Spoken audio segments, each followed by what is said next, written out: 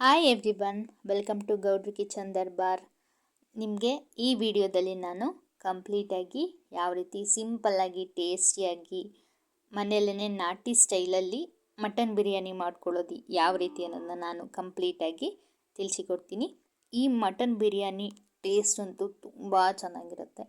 ನೀವು ಯಾವುದೇ ಸ್ಟೆಪ್ನೂ ಕೂಡ ಸ್ಕಿಪ್ ಮಾಡದೆ ಕಂಪ್ಲೀಟಾಗಿ ನಾನು ಏನು ಹೇಳ್ತಿದ್ದೀನಿ ಅದನ್ನು ಫಾಲೋ ಮಾಡೋದ್ರಿಂದ ನೀವು ಕೂಡ ಹೋಟೆಲ್ಗಳಲ್ಲಿ ಯಾವ ರೀತಿ ನಾಟಿ ಸ್ಟೈಲಲ್ಲಿ ಮಟನ್ ಬಿರಿಯಾನಿ ಟೇಸ್ಟ್ ಮಾಡಿರ್ತೀರಿ ಅದೇ ರೀತಿಲಿ ಕೂಡ ಮನೆಯಲ್ಲಿ ನಾವು ಮಾಡ್ಕೊಬೋದು. ಅದಕ್ಕೋಸ್ಕರ ವಿಡಿಯೋನ ಎಲ್ಲೂ ಸ್ಕಿಪ್ ಮಾಡದೆ ಕೊನೆಯವರೆಗೂ ನೋಡಿ. ಮೊದಲನೇದಾಗಿ ಇದಕ್ಕೆ ನಾವು ಒಂದು ಕಟ್ನಷ್ಟು ಅಥವಾ ಒಂದು ಕೈ ಮುಷ್ಟಿ ಏನಿರುತ್ತೆ ಒಂದು ಮುಷ್ಟಿಯಷ್ಟು ಕೊತ್ತಂಬರಿ ಸೊಪ್ಪು, ಈರುಳ್ಳಿ, ಶುಂಠಿ, ಬೆಳ್ಳುಳ್ಳಿ, ಹಸಿಮೆಣಸಿನ್ಕಾಯಿ ಎಲ್ಲ ಥರ ಆಲ್ ಸ್ಪೈಸಸ್ ತೊಗೋಬೇಕಾಗತ್ತೆ. ಏಲಕ್ಕಿ, ಚಕ್ಕೆ, ಲವಂಗ, ಜೀರಿಗೆ, ಮೆಣಸು ಮತ್ತು ಸ್ಟಾರ್ ಹೂವು, ಪಲಾವ್ ಎಲೆ ಇವೆಲ್ಲನೂ ಕೂಡ ನೀವು ತೊಗೋಬೇಕಾಗತ್ತೆ. ಈ ಸ್ಪೈಸಸ್ಗಳಲ್ಲಿ ಯಾವುದಾದ್ರೂ ಒಂದು ಇಲ್ಲ ಅಂತ ಅಂದರೂ ಕೂಡ ಮ್ಯಾನೇಜ್ ಮಾಡ್ಬೋದು. ಬಟ್ ಎಲ್ಲ ನಾನು ಏನೇನು ತೋರಿಸಿದ್ದೀನಿ ಅದೆಲ್ಲ ಇದ್ದರೂ ಕೂಡ ಚೆನ್ನಾಗಿರುತ್ತೆ. ನೆಕ್ಸ್ಟು ಒಂದು ಕಟ್ನಷ್ಟು ನೀವು ಇಲ್ಲಿ ಪುದೀನ ಸೊಪ್ಪನ್ನ ತೊಗೋಬೇಕಾಗತ್ತೆ. ಮತ್ತು ಶುಂಠಿ ಬೆಳ್ಳುಳ್ಳಿ ಪೇಸ್ಟ್ ಮಾಡಿ ಸಪ್ರೇಟಾಗಿ ಇಟ್ಕೊಂಡಿದ್ದೀನಿ, ಅದೊಂದು ಬೇಕಾಗತ್ತೆ. ಮತ್ತು ನಾನಿವತ್ತು ಅರ್ಧ ಕೆ ಜಿಯಷ್ಟು ಮಾಡ್ತಿರೋದ್ರಿಂದ ಇಲ್ಲಿ ಅರ್ಧ ಕೆ ಜಿಯಷ್ಟು ಎಳೆ ಮಟನ್ ಪೀಸಸ್ ಏನಿರುತ್ತೆ ಅದನ್ನ ತೊಗೊಂಡಿದ್ದೀನಿ. ನೀವು ಕೂಡ ಆದಷ್ಟು ಎಳೆ ಮಾಂಸನ ತೊಗೊಳ್ಳಿ. ತುಂಬ ಗಟ್ಟಿ ಇರೋಂಥದ್ದು ತೊಗೊಂಡ್ರೆ ಅಷ್ಟು ಚೆನ್ನಾಗಿರಲ್ಲ. ಮತ್ತು ಬೋನ್ ಇರೋಂಥದ್ದು, ಕೆಲವೊಂದು ಬೋನ್ ಇರೋಂಥ ಪೀಸಸ್ನು ಕೂಡ ತೊಗೋಬೇಕಾಗತ್ತೆ. ಅದಕ್ಕೆ 1 ಗ್ಲಾಸಷ್ಟು ಅಕ್ಕಿ ಯೂಸ್ ಮಾಡ್ತಿದ್ದೀನಿ. ನಾವು ಮನೇಲೇ ಅಕ್ಕಿ ಬೆಳೆಯೋದ್ರಿಂದ ನಾನು ಈ ಅಕ್ಕಿನ ಯೂಸ್ ಮಾಡ್ತಿದ್ದೀನಿ. ನೀವು ಜೀರಾ ರೈಸ್ ಕೂಡ ತೊಗೊಬೋದು. ನಾಟಿ ಸ್ಟೈಲ್ ಆಗಿರೋದ್ರಿಂದ ಆದಷ್ಟು ಜೀರಾ ರೈಸ್ ತೊಗೊಳ್ಳಿ. ಬಾಸ್ಮತಿ ರೈಸ್ ಎಲ್ಲ ಹೈದ್ರಾಬಾದಿ ಬಿರಿಯಾನಿಗೆ ತುಂಬ ಚೆನ್ನಾಗಿರುತ್ತೆ. ಈ ಬಿರಿಯಾನಿಗೆ ಆದಷ್ಟು ಜೀರಾ ರೈಸ್ ಅಂತ ಏನಿರುತ್ತೆ ಆ ರೈಸ್ ತೊಗೊಂಡು ಮಾಡಿ. ಇಲ್ಲಾಂದರೆ ನಿಮ್ಮ ಮನೇಲಿ ಯಾವ ರೈಸ್ ಇರುತ್ತೆ ಅದನ್ನು ನೀವು ಯೂಸ್ ಮಾಡ್ಕೋಬೋದು. ನೆಕ್ಸ್ಟು ಗ್ಯಾಸ್ ಆನ್ ಮಾಡಿಕೊಂಡು ಇದಕ್ಕೆ ನಾವು ಇವಾಗ ಆವಾಗಲೇ ಏನೇ ಸ್ಪೈಸಸ್ ತೊಗೊಂಡಿದ್ವಿ ಅದನ್ನು ಸ್ವಲ್ಪ ಫ್ರೈ ಮಾಡ್ಕೋಬೇಕು. ಅದಕ್ಕಾಗಿ ಒಂದು ಬಾಣಲಿ ಇಟ್ಟು ನೀವು ಇದಕ್ಕೆ ಸ್ವಲ್ಪ ಬಾಣಲಿ ಚೆನ್ನಾಗಿ ಕಾದ್ಮೇಲೆ ಸ್ವಲ್ಪ ಕಾಯಬೇಕು, ತುಂಬ ಬಿಸಿ ಆಗೋದು ಬೇಡ, ಸ್ವಲ್ಪ ಮೀಡಿಯಮ್ ಆಗಿ ಬಿಸಿ ಆದಮೇಲೆ 1 ಸ್ಪೂನಷ್ಟು ಆಯಿಲ್ನ ಹಾಕಬೇಕಾಗತ್ತೆ. ತುಂಬ ಏನು ಯೂಸ್ ಮಾಡೋ ಅವಶ್ಯಕತೆ ಇಲ್ಲ.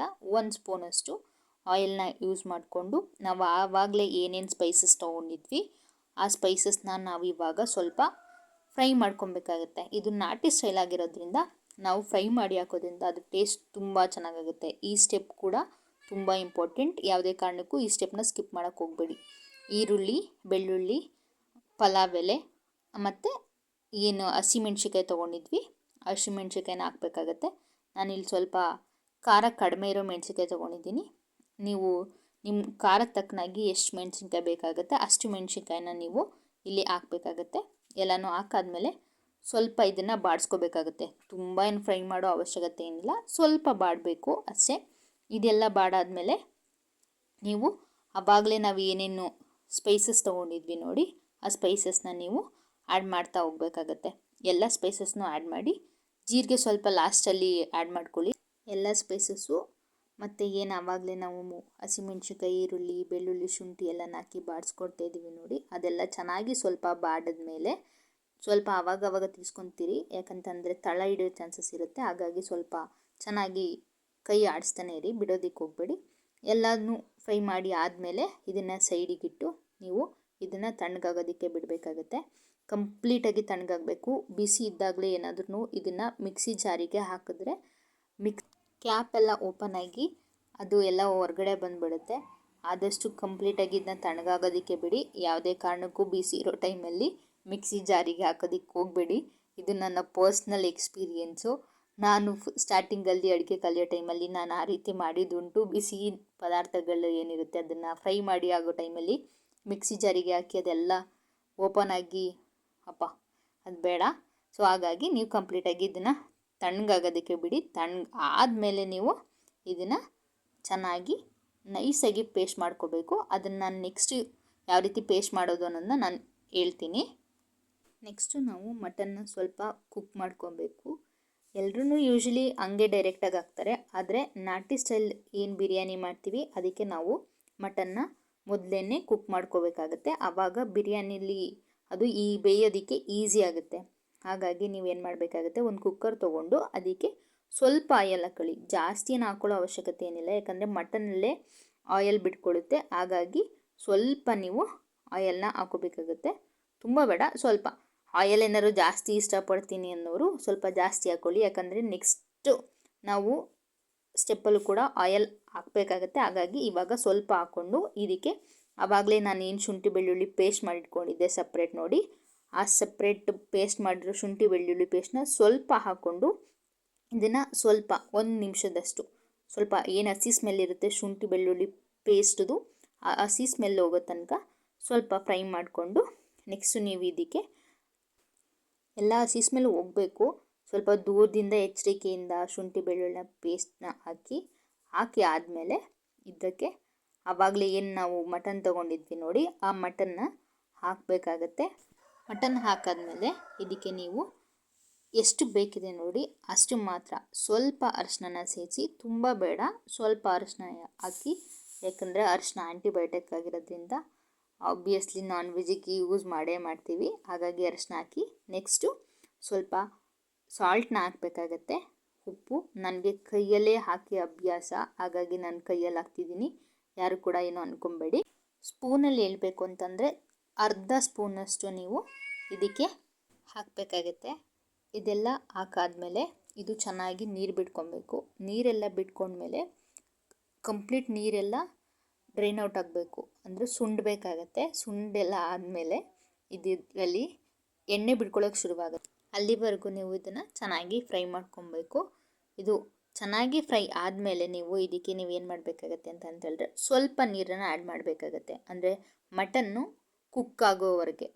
ಮಟನ್ನ ಕಂಪ್ಲೀಟಾಗಿ ಕುಕ್ ಮಾಡ್ಕೊಂಬೇಡಿ, ಅರ್ಧಂಬರ್ಧ ಅಂತ ಏನು ಹೇಳ್ತೀವಿ ಅಲ್ಲಿವರೆಗೆ. ಒಂದು 2ರಿಂದ 3 ವಿಷಲಷ್ಟು ನೀವು ಮಟನ್ನ ಚೆನ್ನಾಗಿ ಕುಕ್ ಮಾಡ್ಕೊಬೇಕಾಗತ್ತೆ.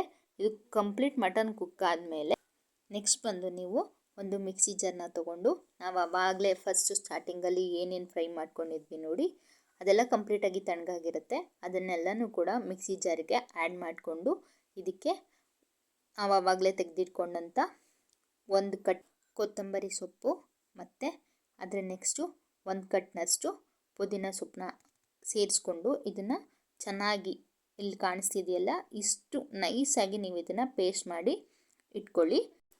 ನೆಕ್ಸ್ಟು ಕುಕ್ಕರ್ನ ತೊಗೊಂಡು ಕುಕ್ಕರಿಗೆ ಎಣ್ಣೆನ ಸ್ವಲ್ಪ ಜಾಸ್ತಿ ಹಾಕ್ಕೊಳ್ಳಿ.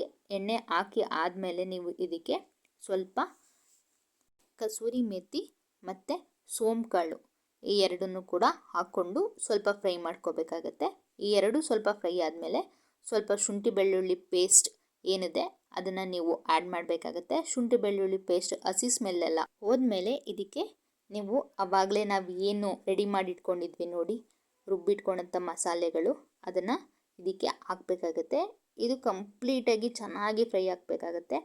ಇದು ಆದಷ್ಟು ಚೆನ್ನಾಗಿ ಫ್ರೈ ಆಗೋದ್ರಿಂದ ಯಾವುದೇ ರೀತಿ ಗ್ಯಾಸ್ಟ್ರಿಕ್ ಸಮಸ್ಯೆ ಏನಿರುತ್ತೆ ಆ ಪ್ರಾಬ್ಲಮ್ ಆಗಲ್ಲ. ಬಿರಿಯಾನಿ ತಿಂದಮೇಲೆ ಕೆಲವೊಬ್ಬರಿಗೆ ನೋಡಿ ಹೆವಿ ಅಂತ ಫೀಲ್ ಆಗುತ್ತಲ್ಲ, ಅದೆಲ್ಲ ಆಗೋದಿಲ್ಲ. ಇದೇ ಮೇಯ್ನ್ ಮೆಥಡ್. ಇದು ಕೂಡ ಚೆನ್ನಾಗಿ ಫ್ರೈ ಆಗಬೇಕು. ನೋಡ್ತಿದ್ದೀರಲ್ಲ ಈಗ ಎಣ್ಣೆ ಯಾವ ರೀತಿ ಬಿಡ್ಕೊತಿದೆ, ಇಲ್ಲಿವರೆಗೆ ನೀವು ಇದನ್ನು ಫ್ರೈ ಮಾಡ್ಕೊಬೇಕಾಗತ್ತೆ. ಇದು ಚೆನ್ನಾಗಿ ಫ್ರೈ ಆದಮೇಲೆ ನಾವು ಆವಾಗಲೇ ಏನು ರೆಡಿ ಮಾಡಿಟ್ಕೊಂಡಿದ್ವಿ ನೋಡಿ ಮಟನ್ನು, ಅದನ್ನು ನೀರು ಸಹಿತ ಇದಕ್ಕೆ ಹಾಕಿ ಇದನ್ನು ಕೂಡ ಚೆನ್ನಾಗಿ ಫ್ರೈ ಮಾಡಬೇಕಾಗತ್ತೆ. ಇದು ಫ್ರೈ ಆಗಿ ಆ ಫ್ಲೇವರ್ ಎಲ್ಲ ಆ ಮಟನ್ಗೆ ಕಂಪ್ಲೀಟಾಗಿ ಇಟ್ಕೊಬೇಕು. ಈ ಟೈಮಲ್ಲಿ ನೀವು ಯಾವುದೇ ರೀತಿ ಎಕ್ಸ್ಟ್ರಾ ನೀರನ್ನು ಆ್ಯಡ್ ಮಾಡೋಕ್ಕೆ ಹೋಗಬೇಡಿ. ಇದರಲ್ಲೇ ಚೆನ್ನಾಗಿ ಅದು ಎಲ್ಲ ನೀಟಾಗಿ ಇಟ್ಕೊಂಡು ಸ್ವಲ್ಪ ನೀರು ಕಡಿಮೆ ಆಗೋಕ್ಕೆ ಶುರುವಾಗುತ್ತೆ. ಅಂಥ ಟೈಮಲ್ಲಿ ನೀವು ಅಳತೆ ನೋಡಿ ನೀರು ಹಾಕಬೇಕಾಗತ್ತೆ. ನಾನು 1 ಗ್ಲಾಸಿಗೆ 1.5 ಗ್ಲಾಸಷ್ಟು ನೀರನ್ನು ಹಾಕ್ತಾಯಿದ್ದೀನಿ. ಮತ್ತು ಅರ್ಧ ಗ್ಲಾಸು ಆಲ್ರೆಡಿ ನಾವು ಏನು ಮಟನ್ ಬೇಯಿಸ್ಕೊಂಡಿದ್ವಲ್ಲ ಅದರಲ್ಲಿ ನೀರಿತ್ತು, ಹಾಗಾಗಿ ನಾನು 1.5 ಗ್ಲಾಸ್ ಹಾಕಿದ್ದೀನಿ. ಲೆಕ್ಕದಲ್ಲಿ ಹೇಳಬೇಕು ಅಂದರೆ ನೀವು ಇದಕ್ಕೆ 2 ಗ್ಲಾಸಷ್ಟು ನೀರು ಹಾಕಿ ನೆಕ್ಸ್ಟು ಇದಕ್ಕೆ ಅಕ್ಕಿನ ಹಾಕಬೇಕಾಗತ್ತೆ. ಅಕ್ಕಿನ ಸ್ವಲ್ಪ ಹೊತ್ತು ನೆನೆಸಿಡಿ, ಆಲ್ಮೋಸ್ಟ್ ಒಂದು 15 ಮಿನಿಟ್ಸ್ ಅಷ್ಟು ನೆನೆಸಿಟ್ಟು ಅಕ್ಕಿನ ಇದಕ್ಕೆ ಹಾಕಿ ಇದು ಚೆನ್ನಾಗಿ ಸ್ವಲ್ಪ ಒಂದು 30% ಅಷ್ಟು ಕುಕ್ ಆಗಬೇಕು, ಚೆನ್ನಾಗಿ ಕುದಿಬೇಕು. ಆ ಟೈಮಲ್ಲಿ ನೀವು ಅರ್ಧ ಹೋಳ್ನಷ್ಟು ನಿಂಬೆಹಣ್ಣ ಹಾಕಬೇಕಾಗತ್ತೆ.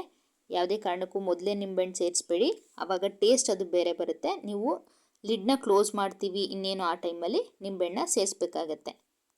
ಇದನ್ನು ಕ್ಲೋಸ್ ಮಾಡಿ 2 ವಿಷಲ್ ಹೊಡ್ಸ್ಕೊಳ್ಳಿ. ಅದಕ್ಕಿಂತ ಜಾಸ್ತಿ ಹೊಡ್ಸೋದಕ್ಕೆ ಹೋಗ್ಬೇಡಿ, ಯಾಕಂದರೆ ಮೊದಲೇ ಮಟನ್ ಕುಕ್ ಆಗಿರೋದ್ರಿಂದ 2 ವಿಷಲ್ ಸಾಕಾಗತ್ತೆ.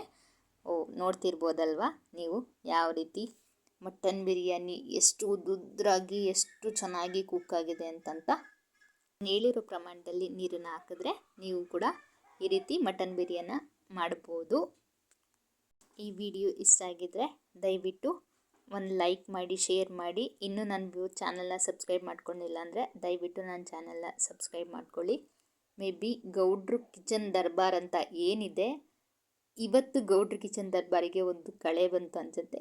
ಬಿಕಾಸ್ ಗೌಡ್ರು ಸ್ಟೈಲಲ್ಲಿ, ನಾಟಿ ಸ್ಟೈಲಲ್ಲಿ ಮಟನ್ ಬಿರಿಯಾನಿ ರೆಡಿಯಾಗಿದೆ. ನೀವು ಕೂಡ ಮಟನ್ ಬಿರಿಯಾನಿನ ಮನೆಯಲ್ಲಿ ಮಾಡಿಕೊಂಡು ಯಾವ ರೀತಿ ಬಂತು, ಹೇಗಿತ್ತು ಅನ್ನೋದನ್ನ ನನಗೆ ತಿಳಿಸಿ. ಇನ್ನೂ ನನ್ನ ಚಾನಲ್ ಯಾರಾದರೂ ಸಬ್ಸ್ಕ್ರೈಬ್ ಮಾಡ್ಕೊಂಡಿಲ್ಲ ಅಂದರೆ ದಯವಿಟ್ಟು ನನ್ನ ಚಾನಲ್ನ ಸಬ್ಸ್ಕ್ರೈಬ್ ಮಾಡ್ಕೊಳ್ಳಿ. ಮತ್ತು ಲೈಕ್ ಮಾಡಿ, ಶೇರ್ ಮಾಡಿ, ಕಮೆಂಟ್ ಮಾಡಿ. ವಿಡಿಯೋ ನೋಡಿದ್ದಕ್ಕೆ ಕೊನೆವರೆಗೂ ಧನ್ಯವಾದಗಳು.